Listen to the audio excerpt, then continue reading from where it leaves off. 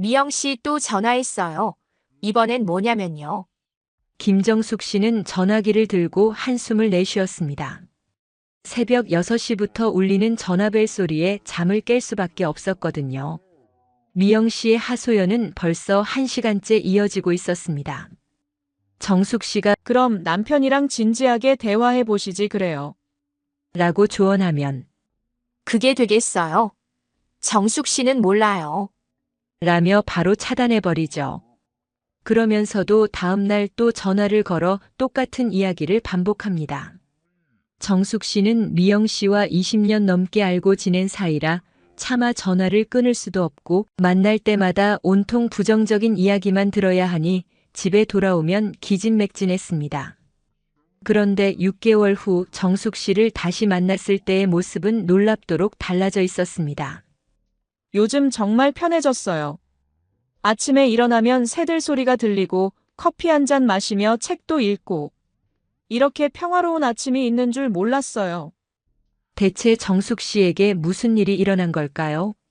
오늘 이 이야기를 끝까지 들으시면 여러분도 정숙 씨처럼 힘들었던 친구 관계에서 벗어나 진정한 평화를 찾을 수 있을 것입니다. 지금 구독과 좋아요, 알람 설정을 하시면 여러분은 이미 행복한 노후가 시작되신 거예요. 자, 이야기 시작하겠습니다. 스탠포드 대학교 심리학과에서 2025년에 발표한 최신 연구에 따르면 60세 이후 독성 관계를 정리한 사람들의 스트레스 호르몬 수치가 평균 34% 감소했고 수면의 질은 42% 향상되었다고 합니다. 또한 우울감은 28% 줄어들고 전반적인 삶의 만족도는 39% 증가했습니다. 이는 단순히 친구가 줄어든 것이 아니라 에너지를 소모시키는 관계를 걷어낸 결과입니다. 아리스토텔레스가 말했죠. 친구는 하나의 영혼이 두 개의 몸에 거하는 것이다. 하지만 반대로 독성 관계는 하나의 몸에서 영혼을 빼앗아가는 것과 같습니다. 그렇다면 60세 이후 꼭 피해야 할 독성 인간들은 어떤 유형일까요? 첫 번째는 에너지 뱀파이어형입니다. 이들의 특징을 자세히 살펴보겠습니다. 만날 때마다 부정적인 이야기만 늘어놓습니다. 아이고, 무릎이 아파 죽겠어. 요즘 물가가 너무 올라서 살 수가 없어. 자식들은 연락도 안 하고. 이런 이야기가 3시간 내내 계속됩니다. 그런데 정작 해결책을 제시하면 그게 그렇게 쉬우면 내가 벌써 했겠어. 넌 내 사정을 잘 몰라서 그래. 이렇게 모든 조언을 차단해버립니다. 하버드 의대 정신과에서 연구한 결과 이런 부정적 대화에 2시간 이상 노출되면 코티솔 수치가 40%까지 증가한다고 합니다. 실제로 서울 양재에 사는 65세 박영희 씨의 사례를 보면 30년 지기 친구가 매일 전화해서 온갖 불평불만을 쏟아놓는 바람에 불면증과 소화불량에 시달렸다고 합니다. 이런 친구를 만나고 나면 왜 이렇게 기운이 빠질까요? 감정은 전염성이 강하기 때문입니다. 미러 뉴런이라는 뇌세포가 상대방의 감정 상태를 그대로 복사해서 내 뇌에 저장합니다. 부정적인 사람과 오래 있으면 나도 모르게 부정적인 사고방식에 물들게 됩니다. 두 번째 유형은 경쟁 중독형입니다. 이들은 모든 대화를 경쟁으로 만듭니다. 우리 아들은 대기업에 다녀. 우리 딸은 의사와 결혼했어. 우리는 강남 아파트로 이사했어. 당신이 좋은 소식을 말하면 더 큰 소식으로 덮어버립니다. 심지어 병원 이야기까지 경쟁거리로 만들죠. 나는 당뇨에 고혈압까지 있어. 너보다 훨씬 심해. 이런 식으로요. 대구의 한 경로당에서 실제로 있었던 일입니다. 한 할머니가 손자가 전교 1등 했다고 자랑하자 다른 할머니가 우리 손자는 영어 말하기 대회에서 1등 했는데 뭐. 라고 맞받아쳤습니다. 그 결과 경로당 분위기가 완전히 경직되고 두 할머니는 서로 말을 안 하게 되었죠. UC 버클리 대학의 2025년 연구에 따르면 만성적인 경쟁 관계에 노출된 노인들의 혈압이 평균 15mm 높게 나타났습니다. 경쟁은 스트레스 호르몬인 코티솔을 지속적으로 분비시켜 심혈관 질환의 위험을 높입니다. 공자가 이런 말을 했습니다. 진정한 어른은 조화를 이루되 무조건 따라가지는 않지만 속 좁은 사람은 겉으로만 똑같이 행동하면서 속마음은 화합하지 못한다는 뜻입니다. 세 번째는 가십 중독형입니다. 이들의 주된 관심사는 타인의 사생활을 캐고 퍼뜨리는 것입니다. 박 씨네 아들이 회사에서 잘렸다더라. 최 씨 남편이 바람 피운다더라. 김 씨네는 돈이 없어서 집을 팔려고 한다더라. 이런 이야기에 빠져서 몇 시간씩 보내는 사람들입니다. 문제는 이들이 당신에 대해서도 똑같이 이야기하고 다닌다는 것입니다. 부산 해운대의 한 아파트 단지에서 실제로 일어난 일입니다. 한 할머니가 다른 집 사정을 지어내서 퍼뜨렸는데 나중에 사실이 아닌 것으로 밝혀져서 큰 문제가 되었습니다. 피해를 당한 가족은 스트레스로 병원에 입원하기까지 했죠. 예일대학교 사회심리학과의 최근 연구에서는 가십을 즐기는 사람들, 주변의 친구들이 평균적으로 더 높은 불안감과 우울감을 보인다고 발표했습니다.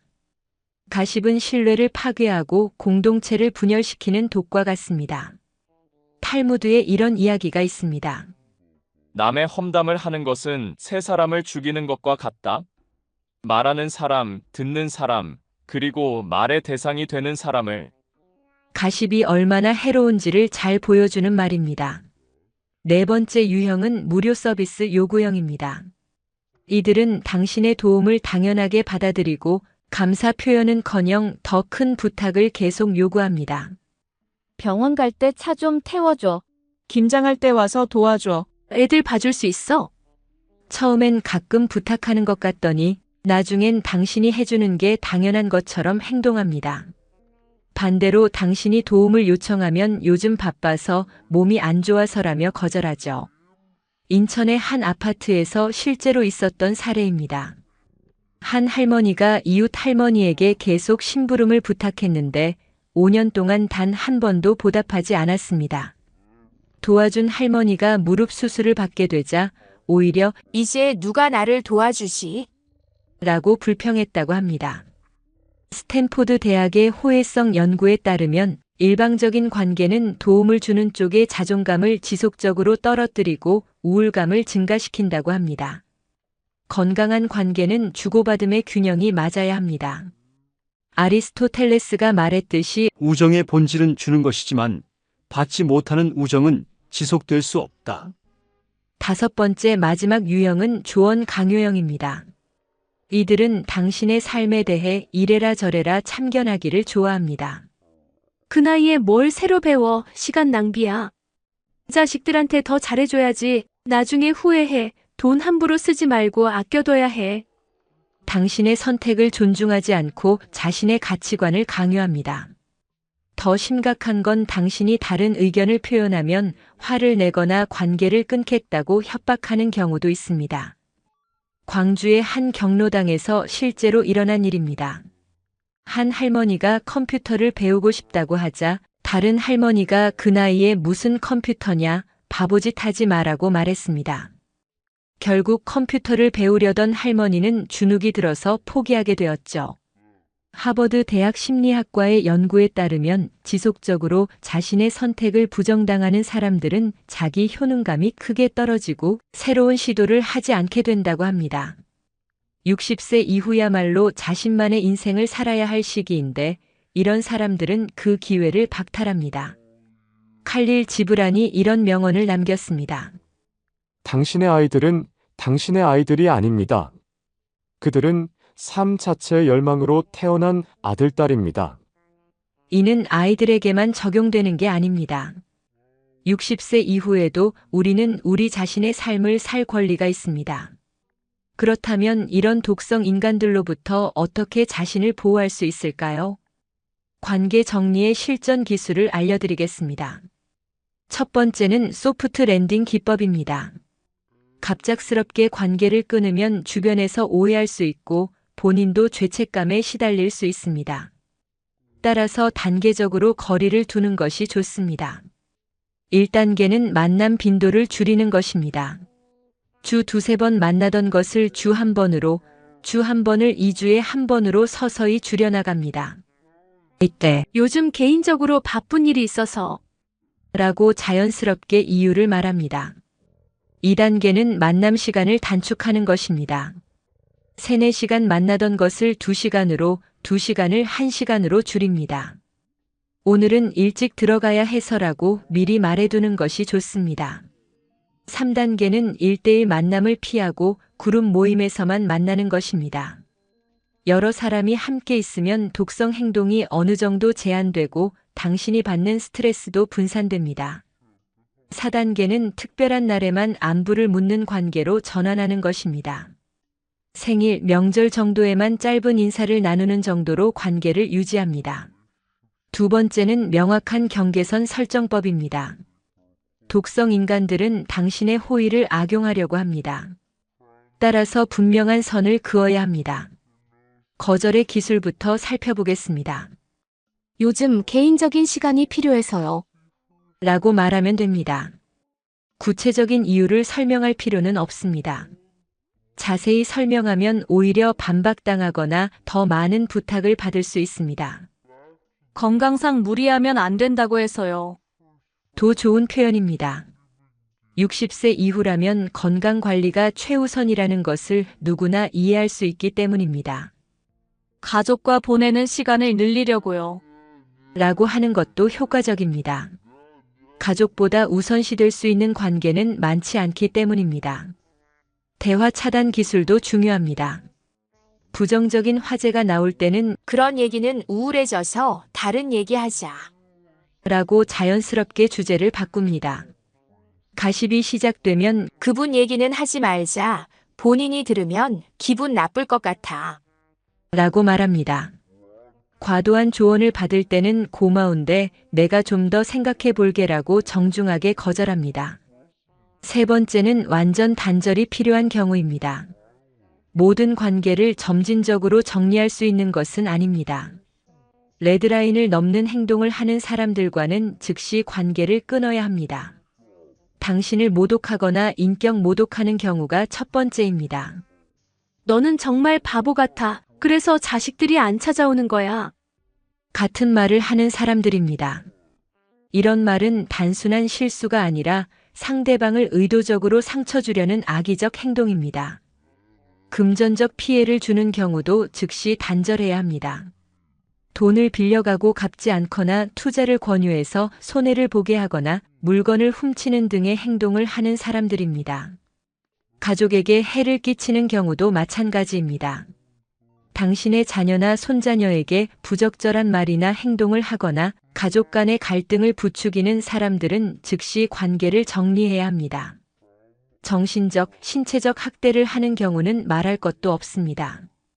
소리를 지르거나 위협하거나 신체적 폭력을 가하는 사람들과는 절대 관계를 지속해서는 안 됩니다. 그런데 독성 관계를 정리하고 나면 어떤 변화가 일어날까요? 먼저 시간과 에너지가 확보됩니다. 하루 2~3시간씩 독성 인간과 보냈던 시간이 생기면 그 시간에 당신은 정말 하고 싶었던 일들을 할 수 있습니다. 책도 읽고 운동도 하고 새로운 취미도 배울 수 있습니다. 정신적 스트레스가 크게 줄어듭니다. 누군가 만나고 나서 우울해지거나 화가 나는 일이 없어지니까 마음이 평온해집니다. 수면의 질도 좋아집니다. 스트레스가 줄어들면 자연스럽게 잠도 잘 오고 깊게 잘 수 있습니다. 자존감이 회복됩니다. 계속 비교당하고 비판받고 무시당하던 상황에서 벗어나니까 본래의 자신감을 되찾을 수 있습니다. 진짜 친구들과 더 깊은 관계를 맺을 수 있습니다. 독성 관계에 쏟던 에너지를 정말 소중한 사람들에게 집중할 수 있게 됩니다. 그렇다면 건강한 새로운 관계는 어떻게 만들 수 있을까요? 첫 번째는 나부터 좋은 친구가 되는 것입니다. 상대방의 말을 끝까지 들어주세요. 중간에 끊거나 자신의 이야기로 바꾸지 말고 진심으로 경청하는 자세를 보여주세요. 판단하지 말고 공감하세요. 그럴 수도 있겠네요. 힘드셨겠어요. 같은 공감의 말을 해주세요. 약속을 잘 지키세요. 작은 약속이라도 어기지 않으면 신뢰감이 쌓입니다. 감사 표현을 자주 하세요. 고마워요. 덕분이에요 라는 말을 아끼지 마세요. 두 번째는 건강한 모임을 찾는 것입니다. 배움이 있는 모임에 참여해 보세요. 독서 토론회, 역사 강해, 문화센터 수업 등에서는 지적인 자극을 받으면서 좋은 사람들을 만날 수 있습니다. 봉사활동이나 취미 동호회도 좋습니다. 공통의 목표나 관심사가 있으면 자연스럽게 대화가 이어지고 서로를 이해할 수 있습니다. 종교 활동이나 명상 모임도 추천합니다. 영적인 성장을 추구하는 사람들은 대체로 마음이 따뜻하고 배려심이 많습니다. 운동이나 건강 관련 모임도 좋습니다. 함께 건강을 챙기면서 긍정적인 에너지를 나눌 수 있습니다. 관계 단절 후에 생기는 공허감은 어떻게 대처해야 할까요? 죄책감이 들 수 있습니다. 내가 너무 이기적인 건 아닐까? 그래도 오랜 친구인데 라는 생각이 들 수 있죠. 하지만 기억하세요. 상대방이 나쁜 사람이 아니라 나와 맞지 않을 뿐입니다. 내 에너지를 소중히 여기는 것은 당연한 권리입니다.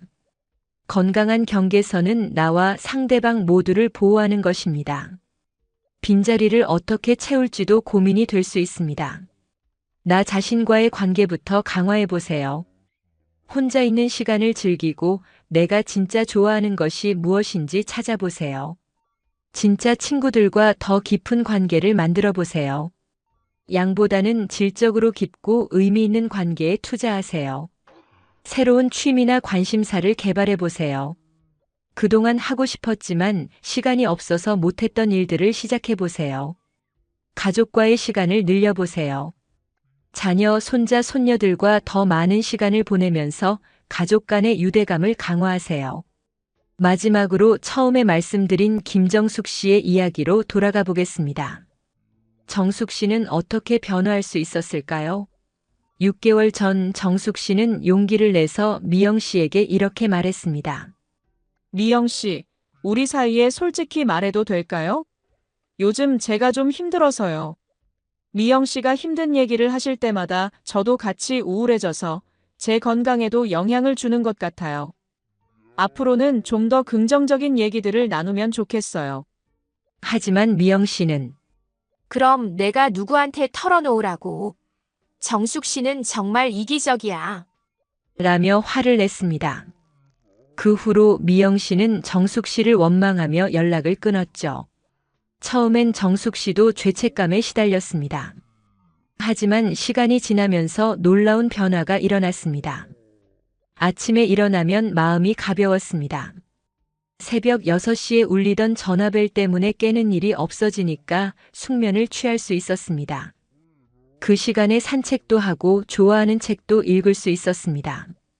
그리고 정말 소중한 친구 2명과 더 깊은 대화를 나누게 되었습니다. 그들과는 서로 격려하고 응원하고 함께 성장하는 관계를 만들어갈 수 있었습니다. 6개월 후 정숙 씨는 이렇게 말했습니다. 처음엔 미안했는데 지금 생각해보니 미영 씨에게도 좋은 일이었던 것 같아요. 저한테 의존하지 말고 자신의 문제를 스스로 해결할 기회를 준 거니까요. 60세가 넘으면 모든 사람과 좋은 관계를 유지할 필요가 없습니다. 당신의 소중한 에너지를 빼앗아가는 사람들과는 과감히 거리를 두세요. 그래야만 진짜 소중한 사람들에게 더 많은 사랑과 관심을 줄 수 있습니다. 관계의 정리는 포기가 아니라 선택입니다. 현명한 선택을 통해 더 행복하고 평화로운 노년을 만들어 가시기 바랍니다. 실제로 관계를 정리한 많은 분들이 이런 변화를 경험하고 있습니다. 경기도 수원의 이순자 씨는 40년 지기 친구가 맨날 남편 욕, 자식 욕만 하길래 점점 만남을 줄였더니 제 마음도 한결 가벼워졌어요. 그 시간에 요가도 배우고 새로운 친구들도 만났죠. 라고 말합니다. 김해의 64세 박명희 씨도 경쟁을 좋아하는 친구 때문에 스트레스가 심했는데 관계를 정리한 후에는 저 자신에게 집중할 수 있게 되었어요. 지금은 그림을 배우면서 정말 행복해요. 라고 전합니다. 하지만 기억해 주세요. 관계 정리가 모든 사람에게 적용되는 것은 아닙니다. 가족이나 정말 오랜 인연이라면 한 번 더 대화해보는 것도 방법입니다. 요즘 내가 예민해서 그런지 부정적인 얘기를 들으면 힘들어져요. 우리 좀 더 즐거운 얘기 나누면 안 될까요? 라고 솔직하게 마음을 털어놓아 보세요. 상대방이 진짜 친구라면 당신의 마음을 이해하고 변화하려고 노력할 것입니다. 그래도 변하지 않는다면 그때 관계를 정리하는 것도 늦지 않습니다. 또한 새로운 관계를 만들 때는 조급해하지 마세요. 좋은 관계는 하루아침에 만들어지지 않습니다. 천천히 자연스럽게 진정성을 가지고 다가가세요. 상대방의 관심사에 귀 기울이고 작은 배려를 보여주고 약속을 지키는 것부터 시작하세요. 그러면 분명히 당신을 진심으로 소중히 여기는 사람들을 만날 수 있을 것입니다. 마더 테레사가 이런 명언을 남겼습니다. 우리는 위대한 일을 할 수 없다. 단지 작은 일들을 큰 사랑으로 할 수 있을 뿐이다. 인간관계도 마찬가지입니다. 거창한 관계가 아니라 진심이 담긴 작은 관심과 배려가 쌓여서 진짜 우정이 됩니다. 60세 이후의 인생은 양이 아닌 질의 시간입니다. 에너지를 낭비하지 말고 정말 소중한 관계에 투자하세요. 독성 관계를 정리하는 것이 처음엔 어려울 수 있습니다. 오랜 습관을 바꾸는 것은 언제나 힘든 일이니까요. 하지만 용기를 내어 첫걸음을 내디뎌 보세요. 한 달만 실천해봐도 확실한 변화를 느낄 수 있을 것입니다. 아침에 일어날 때의 기분부터 달라집니다. 무거운 마음 대신 가벼운 마음으로 하루를 시작할 수 있습니다. 누군가를 만나고 나서 후회하거나 스트레스 받는 일이 줄어듭니다. 대신 만나고 나면 기분이 좋아지고 에너지가 충전되는 사람들과 더 많은 시간을 보낼 수 있습니다. 60대 이후의 인생은 인생의 완성 단계입니다. 이제까지 쌓아온 경험과 지혜를 바탕으로 정말 의미 있는 관계만을 선별해서 깊이 있게 갖고 나가는 시기입니다. 에너지 뱀파이어형, 경쟁 중독형, 가십 중독형, 무료 서비스 요구형, 조언 강요형. 이런 사람들에게 더 이상 당신의 소중한 시간과 에너지를 낭비하지 마세요. 대신 당신을 있는 그대로 받아들이고 진심으로 아껴주고 함께 성장할 수 있는 사람들과 깊은 우정을 나누세요. 공자가 말했습니다. 벗이 먼 곳에서 찾아오니 또한 즐겁지 아니한가. 진짜 친구는 멀리 있어도 만나고 싶고 만나면 마음이 즐거워지는 사람입니다. 반대로 가까이 있어도 만나기 싫고 만나고 나면 기운이 빠지는 사람은 진짜 친구가 아닙니다. 이제 여러분도 알 수 있을 것입니다. 누가 진짜 친구이고 누구와 거리를 둬야 하는지 말입니다. 오늘 이 영상이 여러분의 인생의 작은 변화의 시작이 되기를 바랍니다. 독성 관계로 고생하고 계신 분들이라면 더 이상 혼자 끙끙 앓지 마시고 용기를 내어보세요. 여러분의 평화롭고 행복한 노년을 위해서는 때로는 단호한 선택이 필요합니다.